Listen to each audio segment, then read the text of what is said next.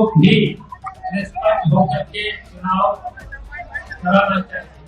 अगर कहीं पर भी गठबंधन करते हैं तो मैंने अपने सभी कार्यकर्ताओं से अपील की है, उनके नाम जरूर याद रखना।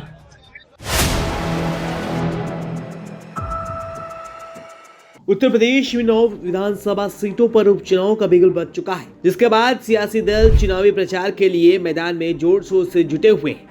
इस दौरान सियासी दल अपने विरोधियों को घेरने का कोई मौका नहीं छोड़ रहे हैं। इस बीच सपा महासचिव शिवपाल यादव भी बीते रविवार को कानपुर में सपा प्रत्याशी नसीम सोलंकी के चुनाव प्रचार में पहुंचे थे, जहां उन्होंने 9 विधानसभा सीटों पर जीत का दावा ठोका और अपने पार्टी के कार्यकर्ताओं को चेतावनी भरे लहजे में कहा कि उनकी पार्टी की निगाह हर पदाधिकारी और कार्यकर्ता पर रहेगी।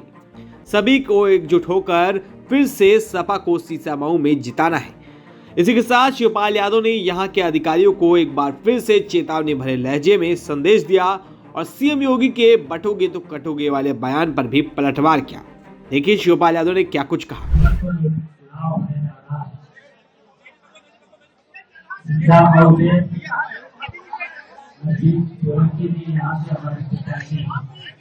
और ये इंडिया गठबंधन की प्रत्याशी है, तो यहाँ की जनता नसीम सोलंकी जी को जिताने का काम करेगी। और ये सीट मुश्ताक सोलंकी था, उसके बाद सोलंकी के बाद सोलंकी कई बार की और आज वो भारतीय जनता पार्टी की आशाशाही के शिकार होकर के अब इस जगह पर नसीम सोलंकी इंडिया गठबंधन की प्रत्याशी है, तो यहाँ की जनता ने तय कर लिया है नसीम सोलंकी यहाँ से 13 नवंबर को जो विधानसभा का चुनाव हो रहा है जीतेंगे।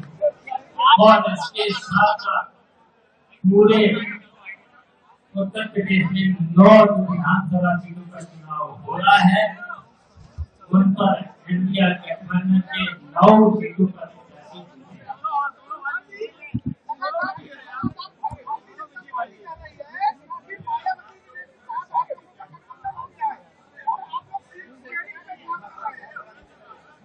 देखिए हमारा तो इंडिया गठबंधन में करके चुनाव लड़ा। हमारी आवाज नहीं आ रही, हमारी आवाजें नहीं आ रही। शिवपाल जी, आपने कहा सूचना मिल रही कि अधिकारियों को निर्देश दिए गए कि भारतीय जनता पार्टी को जिताना है, तो देखिए अधिकारियों को तो हमें तो उम्मीद है यहाँ के सीनियर अधिकारी निष्पक्ष रहेंगे और कहीं कहीं जो भी अधिकारी उनको भी निष्पक्ष होकर के चुनाव कराना चाहिए। अगर कहीं पर भी गठबंधन करते हैं तो मैंने अपने सभी कार्यकर्ताओं से अपील की है, उनके नाम जरूर याद रखना। समय आने पर उनकी जांच हो जाएगी और जांच करके उन्हें दंडित करने का काम किया। चंद्रशेखर रावण आजाद ने कहा है कि जिसके साथ जुल्म हो रहा हो, हालांकि समाजवादी पार्टी की कानपुर सीट को कहा है कि जनता उसका ख्याल रखे, उसको लेकर क्या कहना है?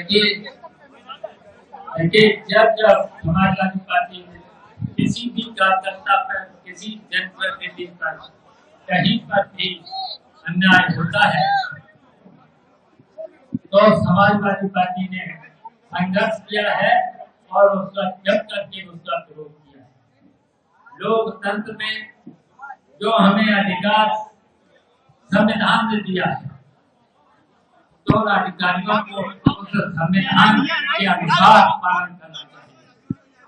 अगर उसके साथ अगर कोई अधिकारी बेईमानी करता है तो वो लोकतंत्र का विरोध करता है। अधिकारी को, क्योंकि अधिकारियों ने शपथ ली है, नौकरी में आने के बाद शपथ लेने के बाद ही काम शुरू किया। पीडीए में इस समय पोस्टर बहुत चल रहा है, भाजपा कह रही बटेंगे तो बटेंगे, समाजवादी पार्टी का पीडीए से जुड़ेंगे तो जीतेंगे, क्या कहना चाहिए? देखिए, हमारे राष्ट्रीय अध्यक्ष जी ने कहा है कि जब जुड़ेंगे तो जीतेंगे। और ये जो चुनाव हुए थे, लोकसभा के चुनाव में सब लोग एक होकर के जुड़े। गौरतलब है कि उत्तर प्रदेश में 9 विधानसभा सीटों पर उपचुनाव हो रहा है। इसमें से एक कानपुर की सीसामऊ विधानसभा सीट भी शामिल है। इस सीट से सपा विधायक इरफान सोलंकी को एक मामले में 7 साल की सजा सुनाई गई, जिसके बाद उनकी विधायकी को अयोग्य घोषित कर दिया गया था। इसके बाद इस सीट पर उपचुनाव हो रहा है, जहां सपा ने इरफान सोलंकी की पत्नी नसीम सोलंकी को प्रत्याशी बनाया है। वहीं भाजपा ने उनके खिलाफ सुरेश अवस्थी और बसपा ने वीरेंद्र कुमार को चुनावी मैदान में उतारा है। यूपी में 9 विधानसभा सीटों पर 13 नवंबर को उपचुनाव होंगे, जबकि 23 नवंबर को चुनाव के नतीजे आएंगे। तो देखना होगा इस उपचुनाव में कौन बाजी मारता है। तब तक के लिए बने रहिए 4PM के साथ।